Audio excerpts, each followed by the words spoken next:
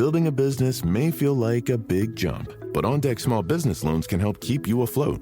With lines of credit up to $100,000 and term loans up to $250,000, OnDeck lets you choose the loan that's right for your business.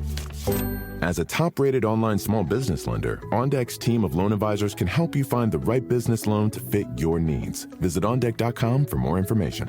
Depending on certain loan attributes, your business loan may be issued by OnDeck or Celtic Bank. OnDeck does not lend in North Dakota. All loans and amounts subject to lender approval. The numbers told the story. They always do. It's one of those idiots who believe in analytics. This is a numbers game with Gill Alexander on VSiN. Good Friday morning. Tune is a numbers game at VSiN, the sports betting network, VSiN.com, Game Plus, iHeartRadio, YouTube TV. However you're taking us in, we appreciate it. It's Gill Alexander. It is Kelley Bydlon.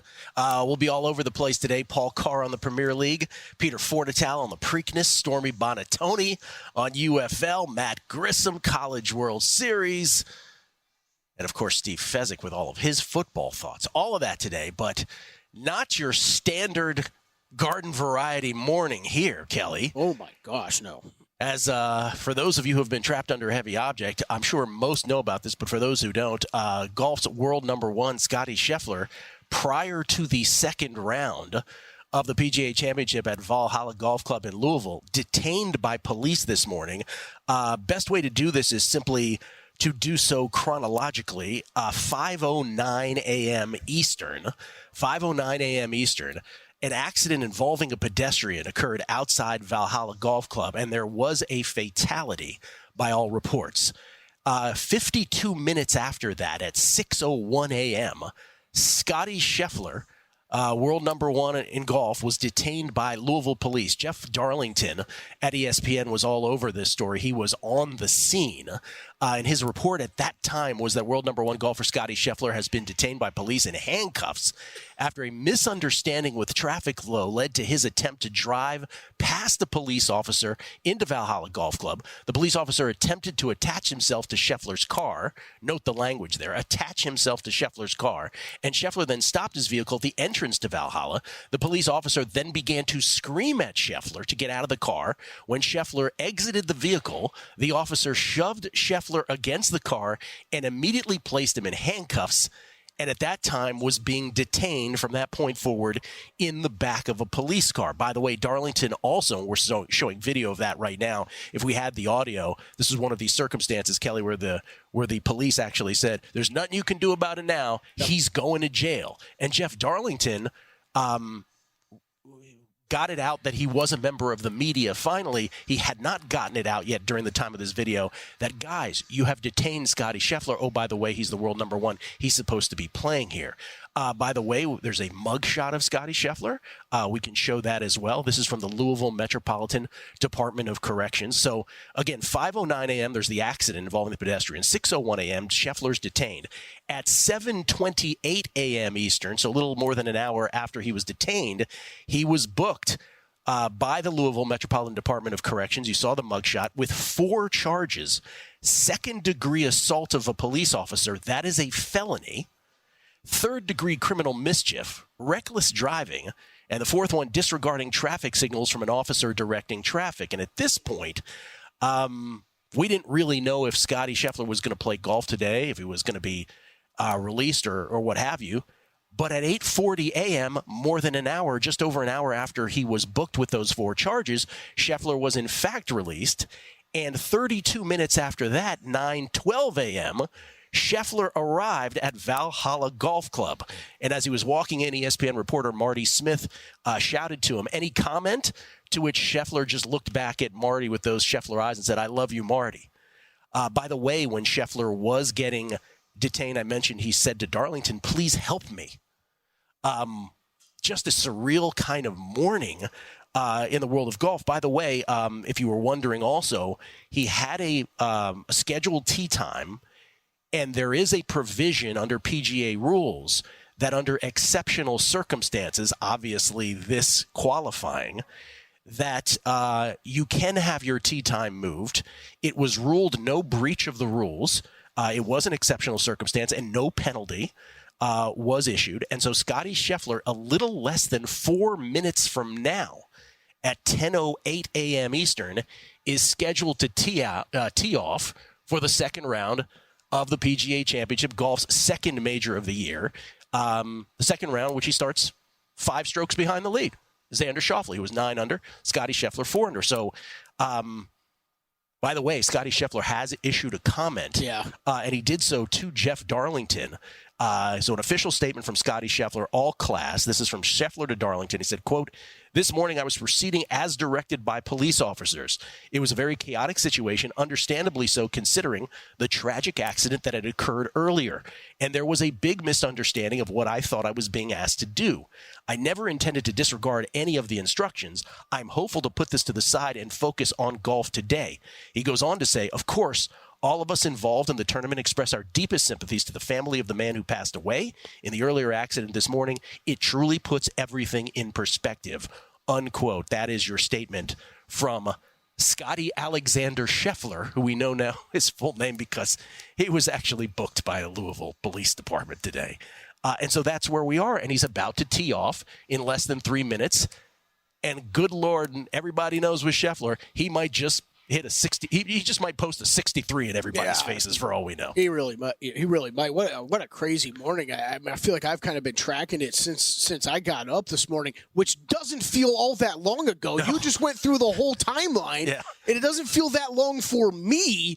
I can't even imagine what's going through Scottie Scheffler's mind right now. I do think the one thing to emphasize, like, this is a tragedy. I think when you're going to see a lot of the video that you're seeing today, a lot of the police lights that you're seeing and stuff like that, those weren't there because of Scottie Scheffler. They're there already because of the traffic incident that occurred.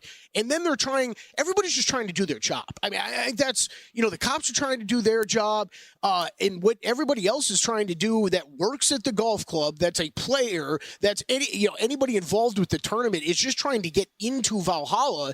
And you heard different recounts from different golfers of, okay, they're trying to get around this traffic incident. Look at that video. It's just crazy. And some people got around no problem. And something happened with Scottie and the police officers there. And man, it just snowballed quickly. It snowballed quickly, and again, I think the Scottie Scheffler statement, I think it needs to be just stressed again. What a classy statement that is, recognizing what the most important part of this, someone lost their life, and everything that happened to Scheffler himself this morning. While that's obviously what we're focused on as sports fans and as bettors, oh my God, are my Scheffler bets going to go away? All that trivial stuff. Scheffler goes right to the point and says, look, somebody died here. Yeah. And that's the most important thing. I'm struck by 2 things. And by the way, we're less than a minute away now. In bad weather throughout all of it, right? I mean, it's raining in Louisville. Yeah. Pouring everybody's trying to come in this morning. Which, by the way, you pointed out before we got on air, Will Zalatoris had said that he mentioned Monday that the entry into Valhalla is a logistical nightmare anyway. Yeah, heard him talking on PGA Tour Radio on my way in here on Sirius XM. He was telling the guys, it was brief. I think they caught him right as he was at the range, just for a couple quick comments. He said one of the first things he did when he got there this week was text his parents that, oh man, is this a logistical nightmare getting into the place? And we often wonder, when there's major sporting events, doesn't matter if it's a golf major, but NFL draft or something huge in a city that's maybe not quite prepared for events like that. I don't want to say Louisville necessarily is, but I don't really know the part of the city that Valhalla's in and what it's like around there. We've talked about Augusta before, kind of in the same vein of just, it's a little crazy where it's at, where it's located, where the golf course is located within the city and everything. So, just a wild morning. A couple things strike me. One is, I obviously bet tennis much more heavily than I do golf, and I immediately, my brain went to, imagine if this is the number 1 men's tennis player in the world, Novak Djokovic, heading into, I'm trying to think of what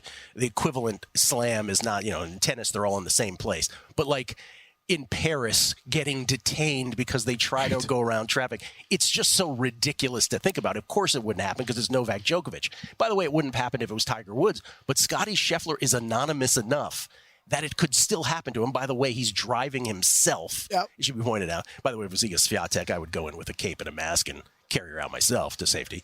But so that was an interesting thing, that the anonymity of Scheffler still was a part of this. Yeah. I mean, Jeff Darlington. Hey, everybody can say in the right place, right time if you want to, from a reporter perspective. Jeff Darlington killed it this morning. He was Jeff great. Darlington, who is a big-time NFL reporter and has only really recently started doing some of the golf. Absolutely amazing work this morning. He's having to yell at the cops like, it's Scottie Scheffler. What are you doing? Well, it's not only it wasn't that he was yelling at the cops. It is, and this gets to my second point, which is things that you said it. Things can develop and deteriorate quickly. Mm-hmm. And Jeff Darlington realized in the moment, if I advance, if I talk too loud, they're going to detain me too. So in those moments, and by the way, Scottie Scheffler about to tee off now to open his second round. So what is it, 10-10 Eastern? He's the third to tee off in his group. We'll do it here. We'll do it here live for you. Scheffler addressing the golf ball. After all of that this morning, he's right down the pipe. A little to the right of the fairway. Let's see if he gets on the dance floor. He is just in the fringe on the right side. So not quite enough to go into the gallery. So playable from that side. In the inclement weather in Louisville, Kentucky. Again, he starts the round 5 strokes behind Xander Schauffele. Michael Kim, professional golfer, also had this to tweet this morning. I will never drive around other cars in traffic driving into a golf tournament ever again, something I've done countless number of times. But I was pointing out the thing about Darlington. Once I was in college, and my dad called me, and I'll never forget it because guess where I was today? And I was like, where? And he said, the Slammer. And I'll never forget it because he used the word slammer. I didn't even know my dad used the word slammer. But he didn't, my dad's stop signs were suggestions to him. He didn't stop at a stop sign. He didn't even have his license because it was right in the neighborhood, so he didn't bother doing that. But the officer told him, don't do anything. But my dad was getting cold because it was a winter day in D.C. He tries to turn on the heat in the car. The officer runs, pulls him out of the car. My dad spread eagle, cuffed. They put him in D.C. jail. And I remember his comment. He goes, you'd be shocked how quickly it felt like I was in a third world nation with no rights. And that's kind of how it felt this morning. Coming back.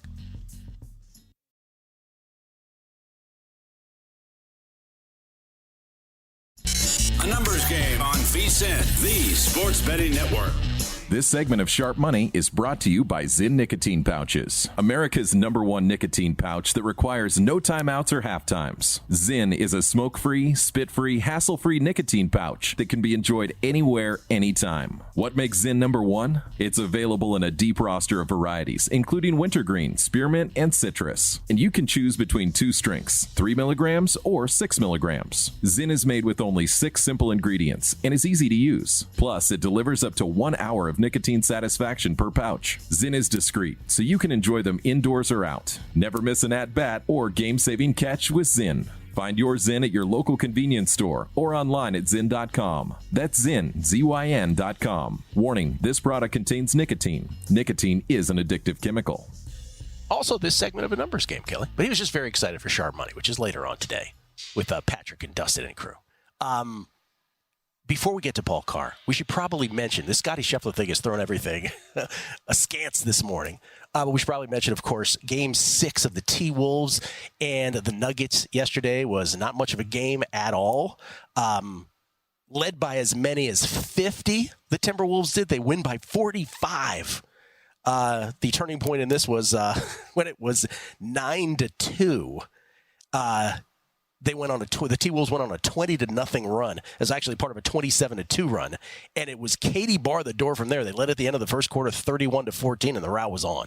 And there's your ball game. And we're going to Game 7 on Sunday back in Denver. Jokic, I don't have the sound prepped, but did you hear Jokic post-game about this? No, what he said? Making jokes. He's like, well, we were up 9-2. We had him on the ropes. It's like something like that. Yeah, he's like, we had him off to a rough start. He's doing shtick. So Game 7 of what I have called, to me, it's the NBA Finals. It really is to me. Denver, 4.5-point favorites. The total down to 198 on Sunday. T-Wolves and the Nuggets. Tonight, Game 7 unders. Yeah. Game. It's a trend, right? Last 17, I think, Game 7s, 13 of which have gone under. Yeah, Game 6, Game 7, big underplays usually. Pacers are 6.5-point favorites tonight to extend to a Game 7 in New York. You expect that to happen? I think Knicks win tonight. I'll say that. Oh, really? I think Knicks win tonight. I'm not on the side. Be rooting home that little small series bet I do have still on them. I'm on the under in this game tonight, though. All right. I did bet at 217.5, 215.5. I'd probably still play under. And you're rooting for your Mavericks tomorrow. Yes. Okay. Let's talk some soccer. Let's also get an ESPN perspective on a breaking news story like the one that happened this morning with Scottie Scheffler from our man Paul Carr. Comes to us from Topeka, Kansas, courtesy of the Progressive Guest Line. Of course, the host of the Expected Value podcast, part of True Media Networks. Paulie, how you doing? I'm good. These are the days I kind of wish I was back working on SportsCenter and kind of glad I'm not. So walk us through a little nuts and bolts of that, because I'm curious how this goes. Yes. I mean, there's two types of chaotic days on SportsCenter, broadly. One is when sports things happen, Brett Favre retires or someone gets traded or a lockout ends or someone throws a no-hitter or whatever. You're ready for those. Like, you know what you're supposed to do. You just have to do it, a little faster, more urgency. Sometimes, it's coming eventually. You just don't know when. Today is the other kind of chaos. And it's hard because it's more news than sports. So you can't really prepare for it. Meaning, you have to talk about this because it's breaking sports news, but the information is weird, it's vague, it's trickling in. And from a research standpoint, like, what am I going to do? Look up Scottie Scheffler stats? Like we care how many majors he's won right now or something like that? That's not what we're doing here. So initially there's just kind of this paralysis because you're not quite sure what to do. And like from a show production standpoint, like, okay, we don't have like anybody on the set who's ready to talk about this. And then everything just kind of kicks in. You're like, okay, well, who do we have? And in this case, Jeff Darlington was in the great spot. Or from a research standpoint, it's what's the rule on, not starting on time? And you dig out rule 5.0.3 or whatever it was that they dug out. And so eventually it kicks in, but there's just this moment of, wait, this isn't in my handbook. This isn't a thing I prepped for or anything. Yeah. And then it's all just a huge adrenaline rush for the rest of the day because these are the days that you kind of remember on those shows. What was the most memorable from your time at ESPN? I'm going to guess Tiger Thanksgiving caper. That was the nuttiest, like, news-ish story because it was the day after Thanksgiving. So there's far fewer people in the newsroom and the research room. And if you remember, like, information came in so slowly and falsely. Yes. Like there was a rumor he was in critical condition, and we're talking about making our Tiger Woods obit packet. Oh my God.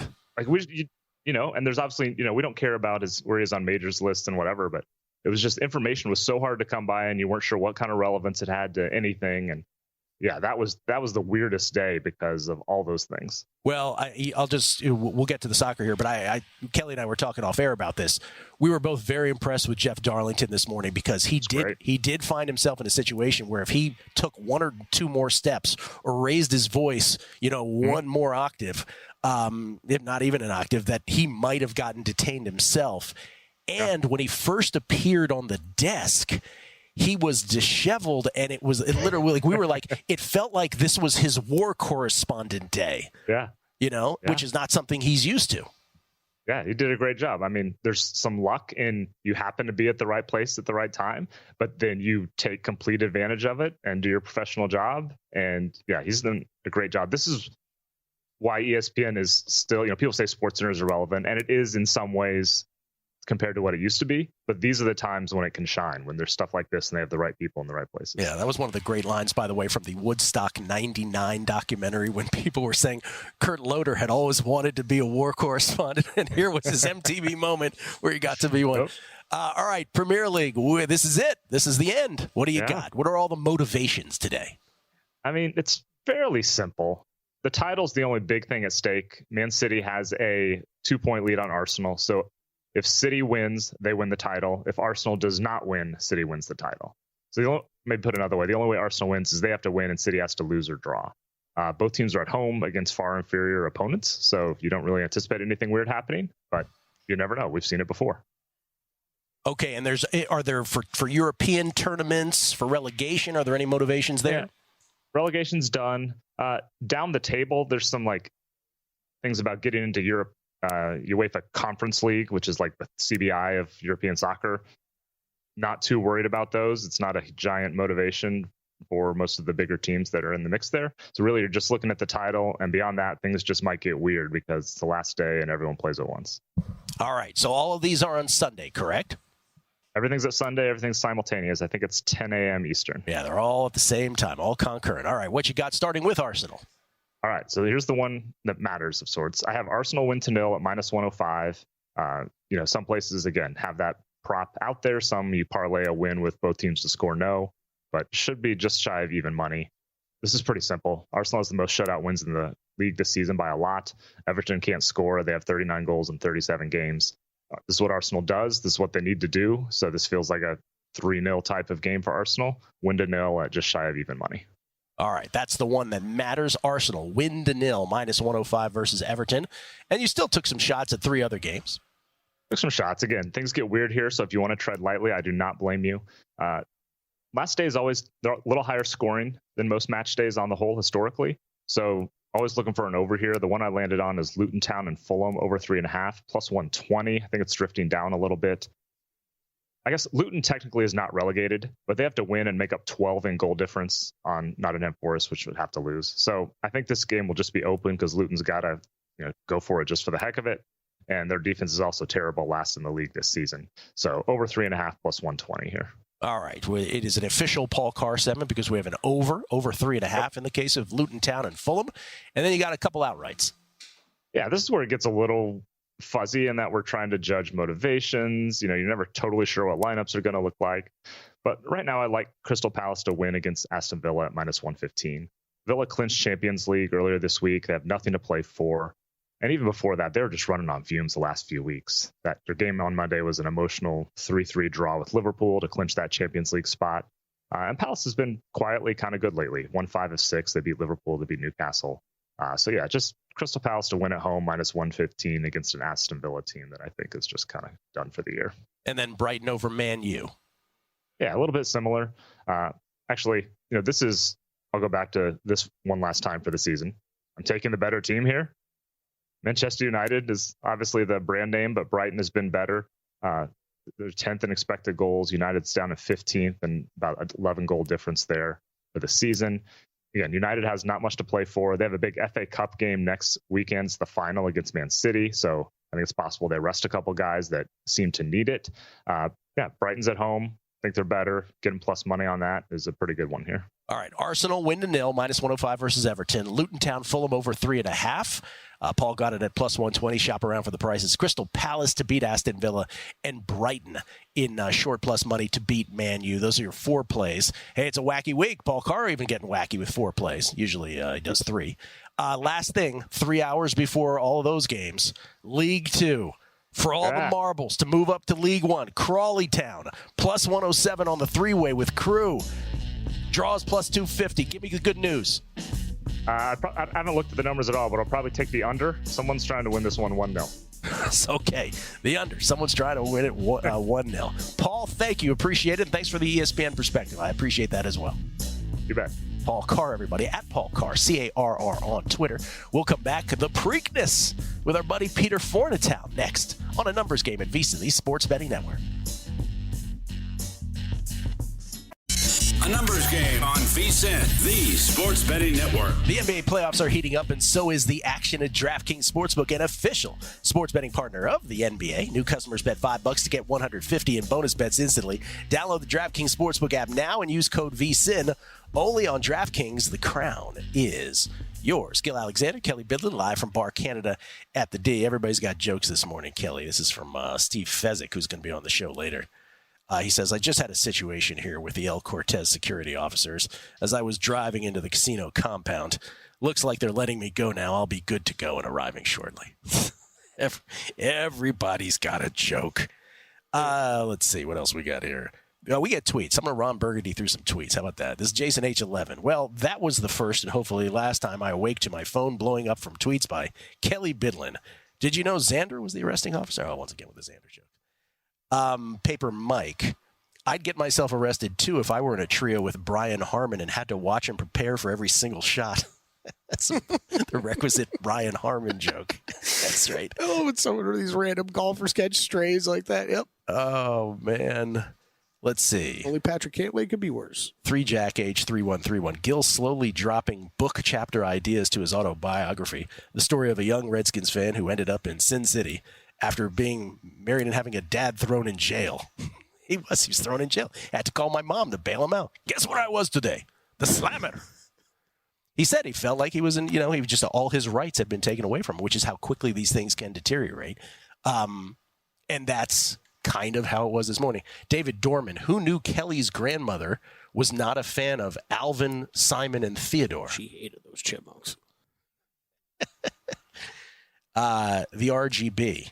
Guys, ESPN had a PGA rules official confirm possibility they would use Rule 5.3a, Exception 3, which states that a committee can decide that exceptional circumstances prevented a player from starting on time, and there's no penalty or breach of rule. Yes, we covered that as well.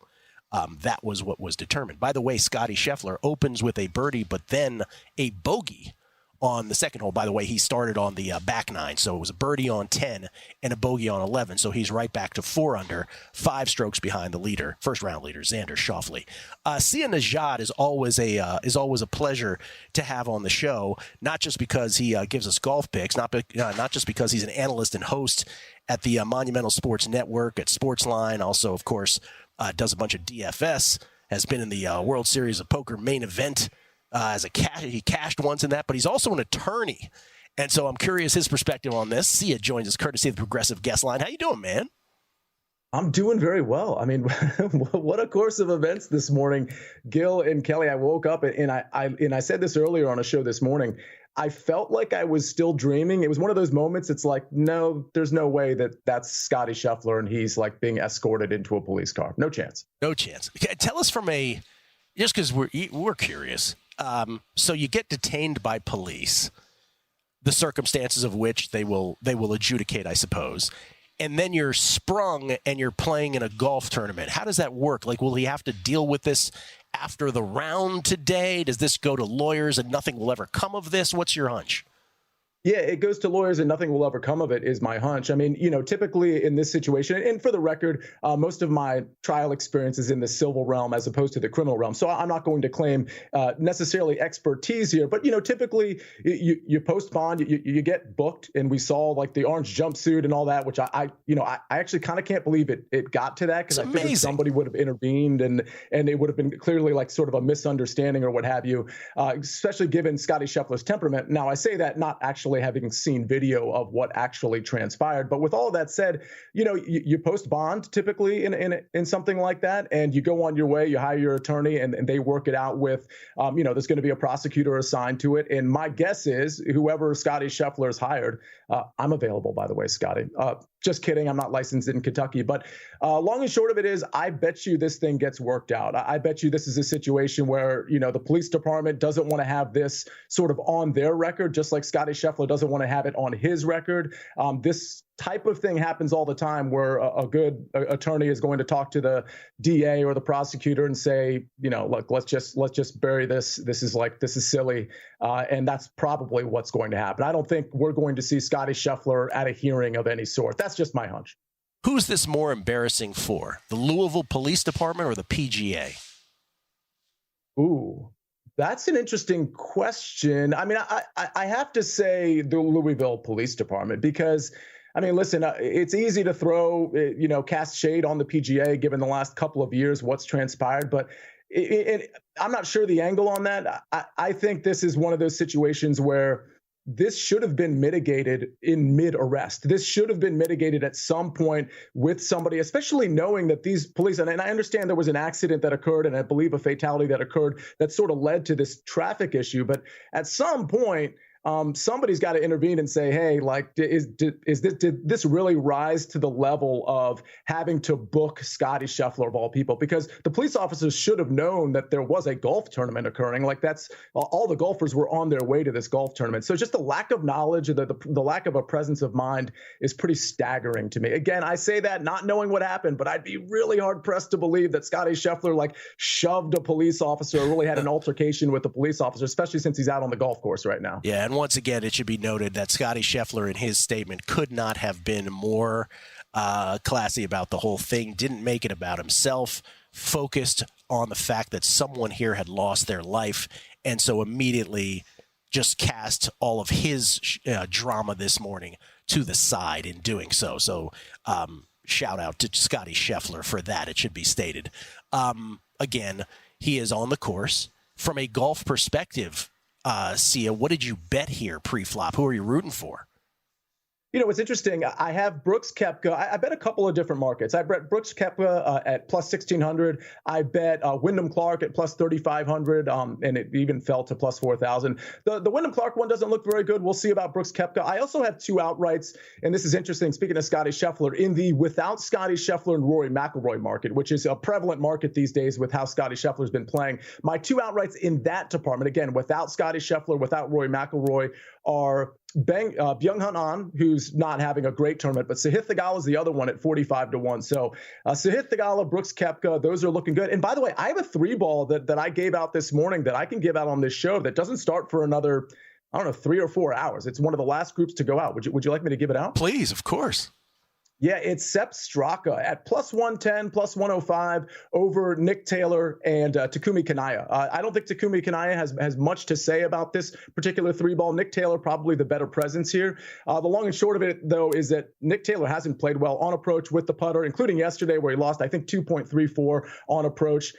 Sepp Straka, the much better player, the much better recent form. And for the record, he had a pretty good day yesterday, but he lost 2 full strokes off the tee on one singular hole. Other than that, he was pretty good pretty much everywhere, and that's how he has been over the last month or so. So I really like that number, Sepp Straka, in the even money or better scenario with Nick Taylor and Takumi Kanaya. Let's go back to Scheffler for a second because I'm fascinated by this. So What is, as bettors, we're always thinking about the ideal betting circumstance here. It occurs to me that there is going to be, right, everybody's going to be talking about, Scheffler, whatever he does today, he's still got 16 holes to go. So we'll see how he does today. We'll see how far back he is from the lead, if he is in fact in back. Is there an ideal distance in your head for, like, if Scheffler's down, 4 strokes, and all this is going to be in the news today about him getting arrested, that he's the type of guy that can compartmentalize so well that none of this will affect him, and there actually is a great number that you think he can overcome, as he always seems to, in this stretch of the greatest of his career in golf, and that's saying something. And what price might that be? Is there a strike zone, I guess is what I'm asking. Yeah, I'll say this. The odds makers are not going to take any sort of discount or give any sort of discount on Scottie Scheffler because the odds makers know, just like we do, he's unflappable. I mean, he just had a kid. He was going to have a kid at the Masters. We were always trying to figure out, like, whether or not we could get Scottie off his routine and fade him, and it just never worked. So the odds makers aren't going to do us any favors. The problem with the catch-up mode, if he's 4 or 5 strokes back and he's at like plus 600, which I think is probably too long. I don't think the books are going to put him at that. But if he's 4 or 5 back and at plus 600, I think that's probably the strike zone I'd go for. The problem is when you're in the chase pack, even when you're Scottie Scheffler, you do have to evaluate who he's chasing. If he's just chasing Xander Schauffele, okay, I'm good with that. But if he's chasing Xander, Rory, and Brooks, and they're all like above him, now you're having maybe a slight issue in actually taking Scottie Scheffler. With that said, if he's 4 or 5 strokes back and it's anybody and it's plus 600, that's where I'm taking it. I have a funny feeling it's not going to get that long unless he has a bad day today. Yeah, unless he has a bad day. And yet, for all that, to the question of did a book, wobble this morning on it, they did. He got as long as 8-1 at some shops when we didn't even know if he was going to play. So it was almost like books were taking a shot, if you will, at some bettors. Sia, thank you for jumping on so quickly, and thank you for the perspective of this might go away real quick. We appreciate that. Thank you. Quicker than quick. Yeah, bet on that. Zia Nejad at Zia Nejad, SIANEJAD. Part of the Monumental Sports Network there in Old DC. Thank you, Sia. Coming back with our own Stormy Buonantony on the UFL. Next, Numbers Game, VSiN, the Sports Betting Network.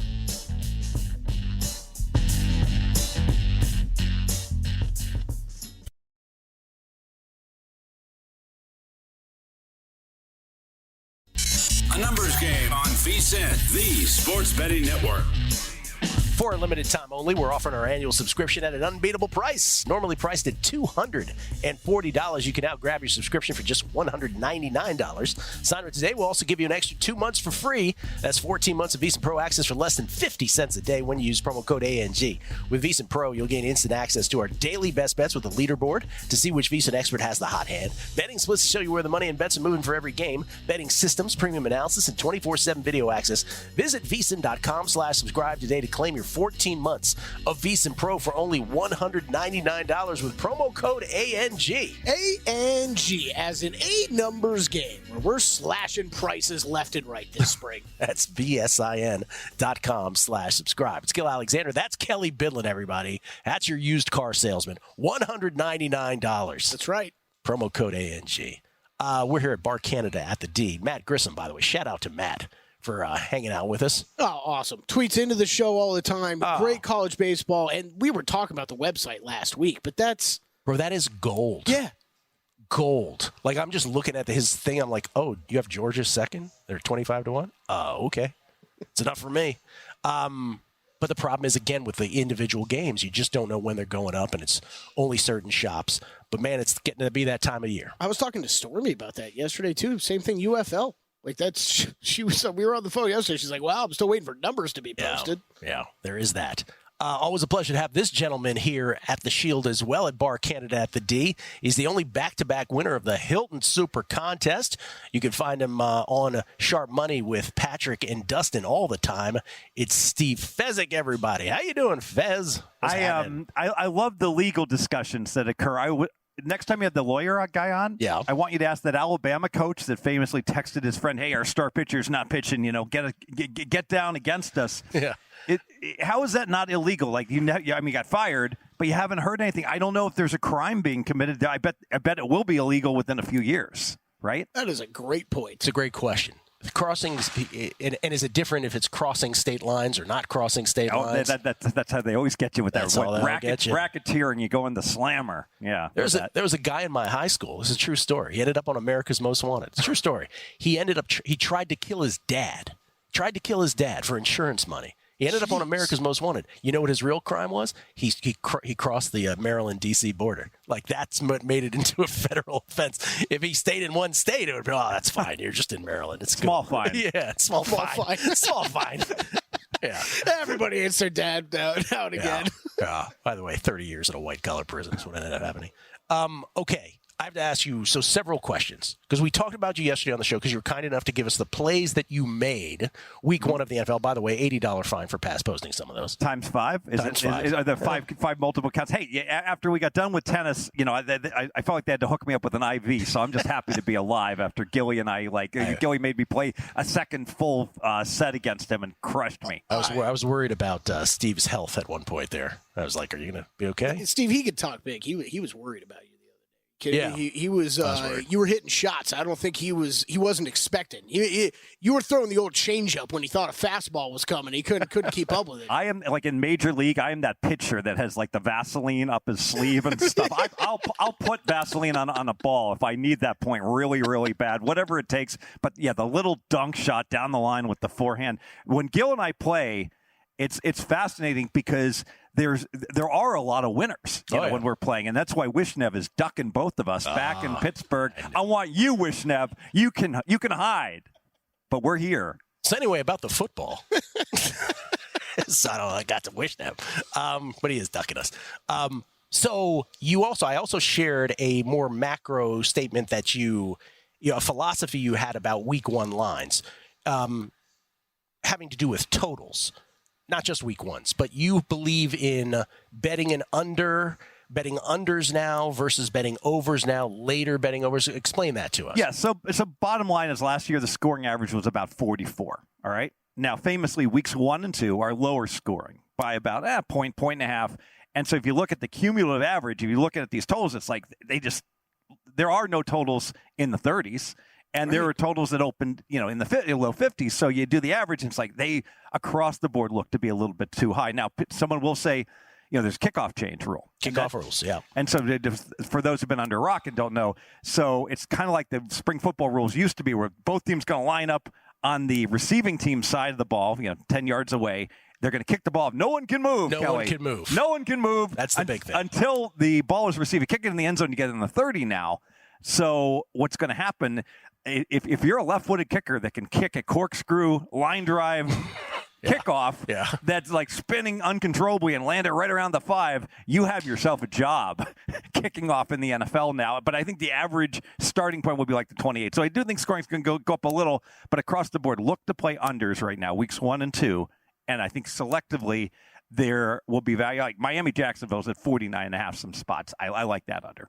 That was first thing that jumped out to me too. As we were just going when those lines came down. Yeah, you mentioned this. Well, you're looking at sides. You're looking at sides, and then I don't bet a ton of totals, Steve. But you just think back to what we went through last season, like you're talking about, so many totals in the 30s, and you're just like, what am I looking at here overall?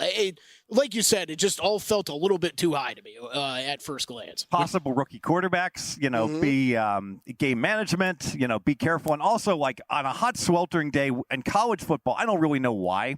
In college football, the defense gets gassed, and I think it's because the offensive linemen in college aren't as big in the NFL. In the NFL, they're like dinosaurs, brontosauruses, and they just can't move. It's like me after we got done in tennis. They're moving so slow. They're going into the shade, and it's like, all right, we cannot run a hurry up with these guys. They're done. Let me just ask you a broader question, though. So people know you from this show. They know you from Sharp Money. They know you from general media that you do.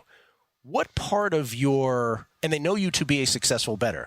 What part of I don't know if this is the right way to ask it, of the way that you approach sports betting? Because most people are like, the average sports bettor is listening to this and they're going, wow, this dude is making week 1 bets in May.